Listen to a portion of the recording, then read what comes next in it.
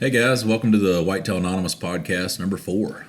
Today I am flying solo again. Josh is at work. We're going to have a guest on today, one of my good buddies, Jake Cottrell. Jake is a good friend of mine. He mainly hunts in the eastern part of North Carolina. He also is on the lease with me in West Virginia.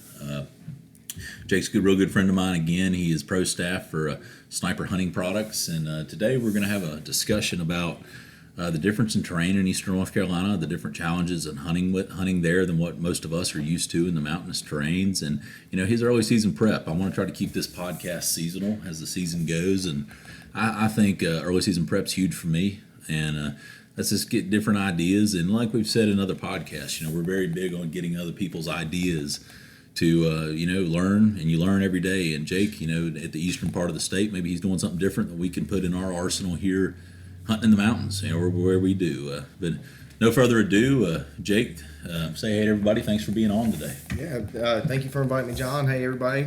Glad to be here. My name's Jake Cottrell, pro staff for Sniper Hunting Products, and here today to discuss a little early season prep for you for eastern North Carolina versus what some of y'all may do in the mountains. Yeah, Jake is kind of, I guess, in for, and I guess I am. I'm gonna be hunting with him a little bit this year, and for a rude awakening about what the mountains are about. I'm gonna be a rude awakening with ticks and snakes and heat and all that Absolutely. stuff that the eastern part of the state has. And Jake, tell us a little bit about yourself, man. I mean, how long you been hunting? You hunt your whole life? Or you? I got my start when I was about 8 years old, so for about 20 years now. It took me 4 or 5 years. My dad took me just because I wanted to go. Yeah. He never had any interest in it, so I got there and started learning, absorbing as much info as I could. And back in the day, that was when ESPN still had hunting on Saturday mornings.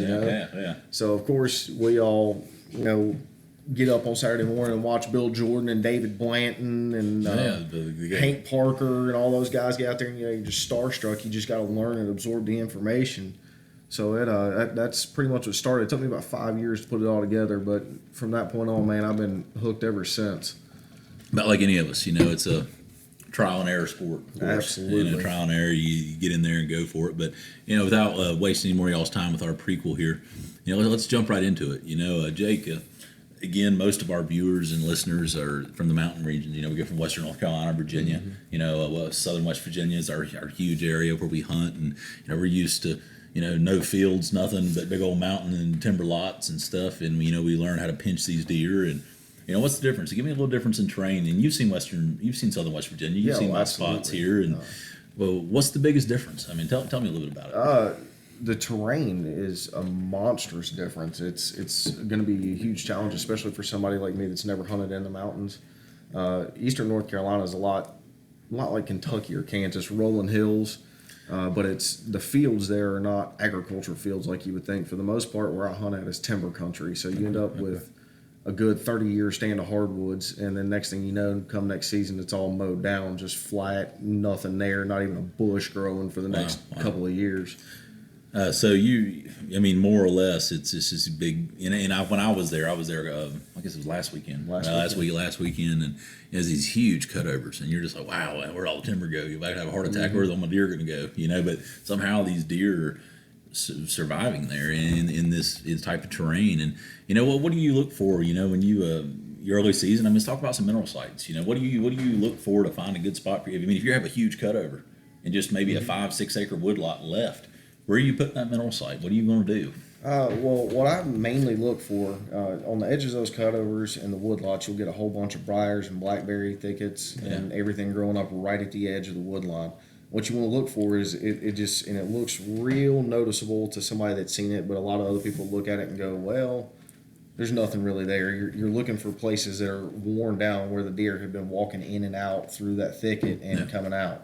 So I base my mineral sites based on where the deer are coming, my entry and exit points, and based on the prevailing wind for when I want to hunt that particular set. So once I locate where the deer are coming from, I try to figure out how am I going to access it, how am I going to get in and out clean without being seen, and what's the prevailing wind going to be for that set that I set up. That's how I decipher my rifle sets, my bow sets. Sometimes I'll make a set just specific for a shotgun even. And I noticed when I was down there, a lot of these big cutovers, you would think, man, how do you even walk through this stuff? But there's a lot of roads cut through them. I noticed the timber companies plow these roads through them, and it seemed like the deer wear those roads out. Just getting to and from it. I mean, it's everybody knows the deer is going to, about like humans, going to use the easiest path to get from A to B, and those roads, of course, make it that way. Oh, absolutely. They do prefer an easy road. However, you'll notice too that they're going to keep going the same way they've been going for years and years and years. Whether it's big timber or a thicket, they're going to keep walking in the general same path. So as that cutover grows up around them, they're going to keep doing exactly what their pattern's been doing for years. They're going to keep that path beat down, and they're going to keep it open. And I know I showed you some of it while we were down there last week, and you just, it looks about it. A human could walk sidestep down it, but a deer can go through at full speed, and you'll never know they're there. Never know they're there. That's I was watching, and not to get off subject here, but it seems like a challenge to hunt it. You hang a high stand, but this stuff is just so thick. Mm-hmm. How do you even see them? I mean, is it just luck of the draw, being in the right spot? Is it a? It's there are certain pinch and funnel points. Yeah. So it on my oldest cut set that I've got now, you've seen it. I've got pine thickets that are getting up about 10, 15 feet tall now, and it backs up to big timber. So what I like to do is those deer will bed either in the cutover that's about 8 or 10 feet tall, or they'll bed in that pine thicket, and they'll use the big timber as a travel corridor, so they can get out, they can scent check, they can look, they can listen, and have a really clear view that way, versus staying in the thicket where everything's luck of the draw, and next thing you know, a coyote pops out 5 feet from them. So I tend to set up on those natural pinches where they like to go, and try to set up there to catch them coming and going too. I see what you're saying there. They something else I noticed, and we'll talk about setting stands. I'm big on setting stands this time of year. Oh, yeah. Get them ready, get them set, and let the deer get used to them. It's really windy with no trees. Mm-hmm. I mean, it will, if it just, you get in the woods and it's not as windy, but those open fields or open cutovers are just very, very windy. How do you set the prevailing wind? I know there's a lot of swirl that comes off those trees and those boles and stuff. Is wind a huge thing that you pay attention to, or is it something that you just have to deal with? A little bit of both. You can minimize the chance of being busted. The wind is going to swirl. Any way you look at it, you're surrounded on all sides by really tall trees, so you're going to have a swirl every now and again. There's always that chance, but the prevailing wind there, typically, at least through early bow season, is south or southeast. So. Recording. Go ahead. Good. So we tend to make our sets according to the prevailing wind for the time of year. Gotcha. And so early bow season, I've either got a south or southeast wind 90% of the time. So I tend to make sure I'm facing correctly for it. And the best minimization that I found is get off down on the swamp bottoms, which presents an entire new challenge all on itself. We can go into detail a little bit about that. And I noticed, guys, when I was there, it was you go through these big cutovers and you drop down an elevation, and it's just a nasty snake-filled, tick-filled swamp. And I'm not a tick magnet now. I pick ticks off me all over the place down there. So I saw a big water moccasin too. So that was pretty neat. But tell us a little about the swamp. What's your strategy in getting it done in those swamps? Well, the swamps are some of the more open places. Timber companies can't cut there, and they can't cut within 75 yards of water. So they have to leave those alone. Mm-hmm. And the deer, in turn, love them. They stay green, they stay lush. They've got constant flowing water sources there. And I've got pictures, even today, of them munching on green ferns and stuff that grow only in the swamps. So the main sustenance during the summer is down there, and during the early bow season is there. Yeah, the main food source. Yeah, they love it, and it's big enough timber you can get in and go. Actually hang a stand in it. Yeah, absolutely. Now, have you noticed, back to the early season stuff, are your mineral sites more effective down in these swamp bottoms, or are they more effective up, like you were saying, on the edge of the cutovers into the big wood lots? They hit them both. Yeah. It's really by nature, they're going to hit them in the swamps more just because it's cooler down there than it is up on those hillsides and on the edge of those cutovers where they get a whole lot of direct sunlight. So they're going to stay in the swamps more. Gotcha. So the minerals tend to do better there, but they hit them in both places. I corn early this year while I'm waiting on plots to grow. I've just put out lime, and I'm getting ready to go. As soon as turkey season lets out, I'll be tilling and planting plots this year. Gotcha, cool. Now, are you, like we were saying, these big road beds cut through it. Are you going to plant your plots on these road beds going down through these, I guess, bulldozed roads that you have out through there? Is that where your food plots are going to be? A couple of them, and I've got a couple more that are going. You saw them; they're just pushed off spots that are made to park. Some of those will be food plots this year too. I try not to overfeed. I don't want a deer that won't travel looking for food. Gotcha. So limit and strategically place the feed in food plots specifically to make them come to where I want them, where I can kill them. And I guess you kind of have to do that. I mean, with this big entangled cutovers and stuff, you got to force them to a certain location to have some success with it. I guess tree stand sets. I mean, what are you more of a? I know you hunt a lot of a climber. You're a mobile guy. Are you looking more ladder stands over these cutovers, hanging them, or are you hang-ons, or I mean, what's your thought on that? You big 20-foot ladders, or? Man, if I got a big straight tree with no limbs in the way, I love going in there with an old summit climber and just getting up as high as I can possibly get and feel comfortable standing up to shoot a bow. But some of the sets that I have just aren't conducive to carrying a climber in. Gotcha. So I've got some ladders down there, but I'm more of a lock-on guy.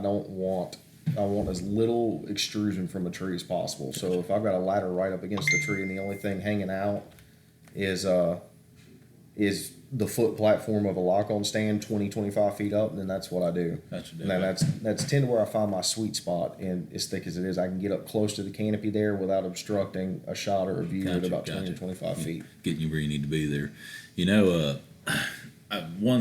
I'm really excited about actually having an opportunity. Thank you for letting me come down and hunt this year. Absolutely. Just seeing a different scenery. I'm really big on the adventure of the whole hunt. And seeing new things, being around new things, and I'm really looking forward to it.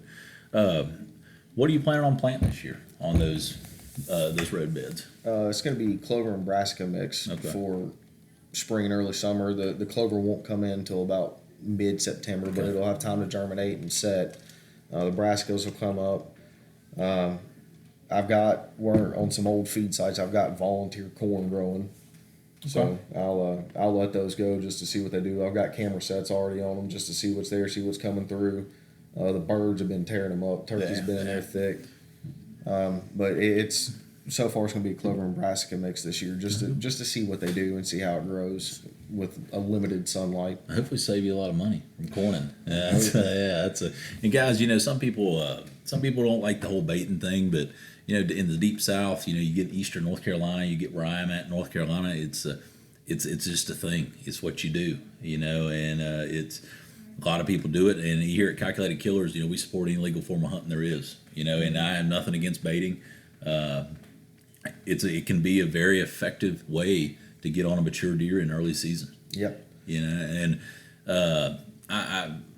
some people have a bad taste in their mouth with it. It's not hunting, it's not this, but there are some strategics to it. It's not just plop out a corn pile and sit on the ground and wait for one to come to it. So I mean, there is more to it than that. And Jake, we talk about that a little bit. People have a bad taste about the whole baiting thing.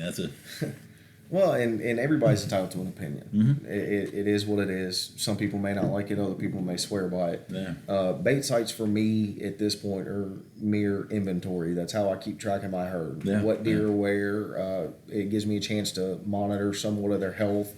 And with the deer traffic flowing through my bait sites, it also gives me a really good idea of my predator population. You get 10 deer a day flowing through 2 hours every day to a bait site, you're going to attract a coyote or a bobcat. You're going to attract some predatory animal. So it gives me just the opportunity to inventory the overall herd, the threats to my herd, the threats to my other game species that I tend to cater to, like my turkeys and my quail.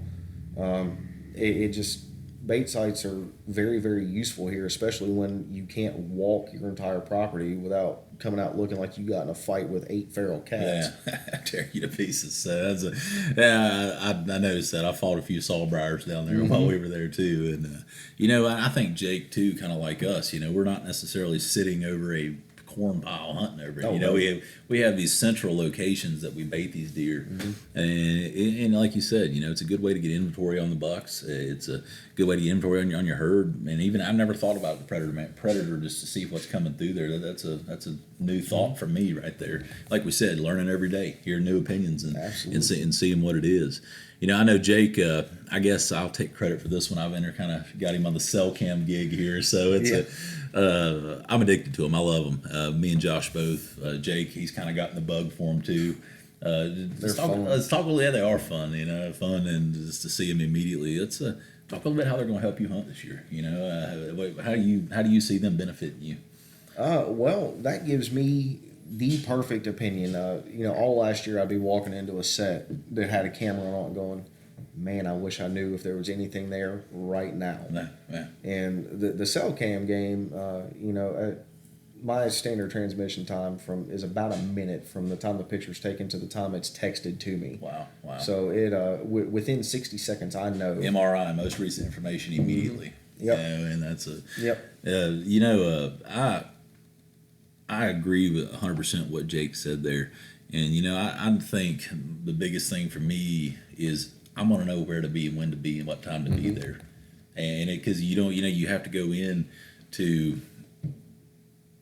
and even in early season, what we're trying to stick on here, you can start patterning these deer this time of year. And then that early September, in North Carolina, we have an early opener, September 6th this year. Yeah. Yeah, it's going to be a really early opener. And a lot of these deer are still on that, summer pattern that we're trying to catch on these deer, and the cell cams will give you that, most recent information to get on them right in there. Jake, let's go off that subject here a little bit and talk about some of the struggles of hunting Eastern North Carolina. I know in the mountain region, we deal with the steepness, the terrains, bears, that's my favorite thing in the world, but the steepness, the snake, we have some rattlesnakes up in here in the mountains, and what do y'all deal with down there? I mean, what makes it so tough? Well, ticks, you did mention that earlier. Ticks are horrendous in the eastern part of the state. And cottonmouths, water moccasins, cottonmouths, they're everywhere. They're thick. Oh, yeah, about 3.5 foot long, big as around your arm. They don't play. They will run from you, but if you put them in a position to not be able to get away, they will bite you, and then when you're a mile from a truck or a paved surface, you are in deep trouble. Guys down here in North Carolina, I know it's not that far from southern West Virginia, but it's almost like a different climate, the eastern part of the state. It stays warmer longer. Even the bears in the eastern part of the state, a lot of them don't hibernate because it never gets cold enough. Nope. And they're big. And they're huge, and it's talk about the climate a little bit. Talk about the heat.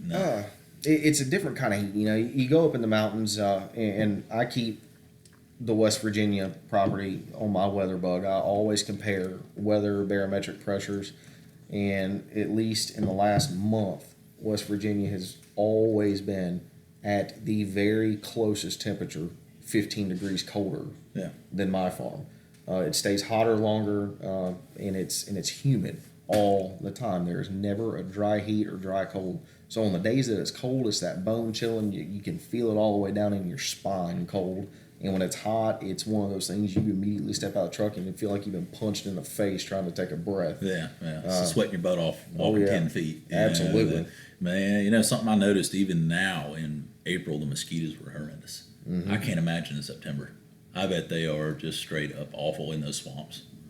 Yeah, if a lot of people go out and buy these little cheap 10, 12, 15-foot ladder stands, and you get on that level, you're right in a mosquito bedding ground. That's 10 to why. That's also another perk of getting as high as I like to get. You get up around 18, 20, 25 feet, the mosquitoes almost become a non-issue, but typically I'll keep a thermocell facing into the wind just to kind of help with it.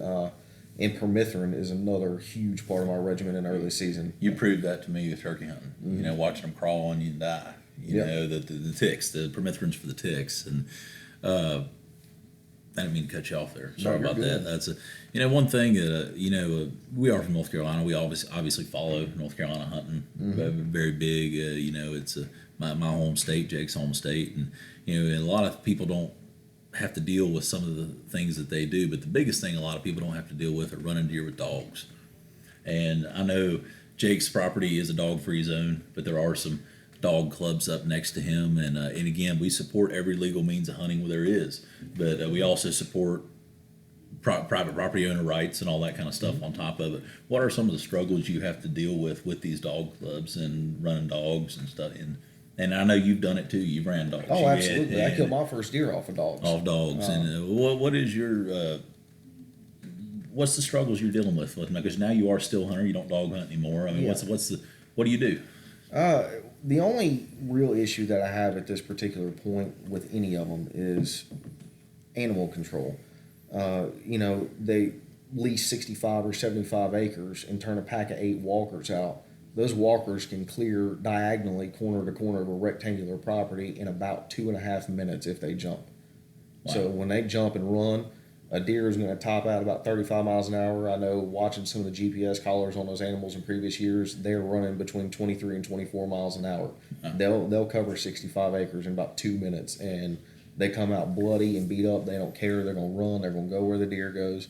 And if you're sitting on a sweet spot and you got deer there and you got one come running through there full bore, it doesn't matter if they hear or smell a dog or not. One comes running through there flagging wide open. The rest of them are going with that deer, no matter what's going on. Yeah, so it's a constant struggle with the still hunter and the dog hunter.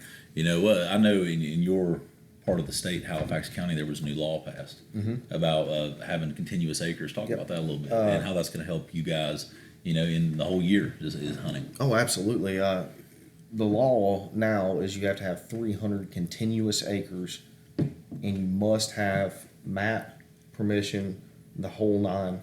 Another struggle that was not so much a struggle for me, but a lot of other landowners with houses adjacent to properties that were leased to dog clubs, shooting from the right of way, shooting over people's pastures, things of that nature. They also passed a law that if you hit a paved surface, your gun has to be unloaded and cased. Wow. So that's in response to a ton of complaints, and it's bad that it has to come to that. It really is. It truly is sad. I mean, I respect what they do. It's a very fun way to hunt. If you've never done it, I suggest just doing it once in your life just to hear a dog work and hear it run. It's a whole lot of fun. But me personally, I like big deer. I don't want to shoot everything that runs. I want to shoot mature animals. And every once in a while there's a big one killed behind dogs, and I think the still hunter has the advantage there on the bigger mature deer. You're not pressuring them, not putting these crazy amounts of pressure on them. Think about the pressure that one human puts on these deer. Can you imagine a pack of 8 to 10 walkers hitting them every day? Just an unreal amount of pressure on those deer down there. I think it's kind of like the saying, one bad apple ruins them all. Absolutely. Because there are some great people who are dog hunters and they respect boundaries, they respect the rules, and they're good hunters. And that's perfectly fine. Dog hunting is a very big tradition in the South. Oh, absolutely. And you get that lower part of Virginia, North Carolina. They run dogs in South Carolina. Yes, they do. I didn't know they ran dogs down there. So they run dogs all the way down to Florida. Oh, do they really? Okay, I didn't know. Georgia, Florida, do it some in Alabama, South Carolina, North Carolina, Virginia. It's mainly west, southeastern. It's anywhere west of Wake County, North Carolina. You cannot do it. Gotcha. But it tends to stay a southeastern regional thing. And I think the biggest, it's kind of like now we go knock on doors asking for permission to hunt and says no, I don't let anybody hunt here because these guys did something stupid and shot my barn up, left a bunch of trash somewhere. And it's the same thing. It's the same thing. And again, we support dog hunting. We support any legal form of hunting we can. And we're all on the same team. But again, we do support private property owner rights and and everything. We kind of got a little off track, but I like your ideas where you have your mineral sites in these areas right here and the differences. Now what you're doing and making it work, and Jake has some really, really good deer, and he's managed his property very well. And tell us about some of the deer you're chasing, Jake. I've got a deer that showed up on camera, and this will be year 3 I've had him. I named him Sling Blade, just because the first time I saw him, I said he's going to taste real good next to real good next to the fried taters. Yeah. You know, and the name just stuck with him. Yeah. And last year he had split twos, you know, crab claw twos. He was a mainframe 9 with the crab twos, made him a solid 11. If I had to guess, he's going to grow somewhere around 155, 160 last year. I had 3 encounters with that deer. He was 5.5 years old last year. He'll be 6.5 this year. I've got 3 on camera currently that I know to be 4.5, one that I know to be 5.5, and a handful of 3-year-olds and a ton of 2-year-olds and smaller. Gotcha. And a lot of deer. You know what? And guys, you know, I see you're listing 155, 160 inch deer in some of the places you hunt on a huge deer, but that is a huge deer in the state of North Carolina. With the laws we have and the amount of deer tags we can take, and you know, unfortunately the poaching, people aren't turning deer in. You know, we have a hard time growing those type of deer. You know, and it's neat that Jake has this secluded amount of property that he's managed it right. You know, he's done the right things to grow these type of deer. What are your average 3.5, 4.5 year old deer scoring right now? They're grossing somewhere between 125 and 135 for an average 3.5 year old. They tend to be mainframe 8s all the time. I've got 2 very different genetics on there. Gotcha. I've got some that are real wide and skinny, and I've got some that are just heavy and tall, and I've got 1 of each on the wall, and I measured them both. Both of them are grossing. The bigger of the 2 is my heavy and tall one, real dark furry buck. He grossed in at 127, and the other one, I call it my blonde herd. Okay. They look like they maintain a blonde coat 24/7. It doesn't matter, summer, winter, they're blonde. I mean, blonde as a human's hair. And he grossed in at 121. Okay. And that deer actually, if I'd have known how old he was, he'd never been killed. That deer was 2.5 at 121 inches. Everybody gets that horn excitement when your big one walks in front of you. It happens. It just, last day of season was one of those. It just bam, it happened, and one of those. Man, if I'd have known it was that deer, he would have walked. That's tough. I've let a few of those happen myself. You know, it is what it is. You got a brother somewhere. You do, and you know it's sometimes we put a lot of input in these big scoring deer, but you know we never lose track that it's the friendships, it's the fun, absolutely. It's the fun. You know, it's being around each other, getting kids involved. Jake's daughter and my son are the same age, and we love to get them out there in the woods and give them opportunities. And, absolutely. And to see these deer, and you know that's I'm really impressed with Jake's management plan, what he's done, and it's something that I'm trying to adopt on some of my larger properties here in North Carolina. If I can keep people off of it. And keep absolutely. And it's hard when your neighbors shoot everything that moves. Absolutely. You know? Well, and the approach I have to take on that is very simple. Keep the pressure low. You can't control what your neighbor does. Yeah. All you can do is control what you do. I provide them with everything they need. They've got thick cover. I've got certain areas that I just completely stay out of that are sanctuary. They've got food, water, cover, and I only take mature animals. You know, EHD hit me hard. Real hard 3 years ago, so my doe numbers are down. There's only 1 doe on the entire farm that I will even attempt to take this year, and I attempted to take her last year. She did not fawn out last year, and she's not going to this year. She's not pregnant again this year, so she will get it. But the rest of them, I tend to let walk just to see what they do. Get your herd back up. Absolutely. You know, that's good ideas, guys. You know, Jake's here to answer questions. You know, Jake, again, he's like me. He's willing to learn every day. He doesn't pretend to be an expert. You know, he'll tell you what he wants to know. You look at it. Check him out on Facebook. You know, Jake Cottrell. I'll say it right. JAKECOTTRELL. You know, check him out. Jake, you want to give a quick shout out to any of your companies, anything like that? Tell them anything, or I'd like to give a shout out to my sniper hunting products. The Grind TV, we're launching this summer. We're partnering with Whitetail Technical Gear, Smash 'em Outdoor Gear, Deer 30 Minerals. We got a whole bunch of stuff. Check us out, The Grind, on Facebook as well. You'll see some of my hunts there. Good deal.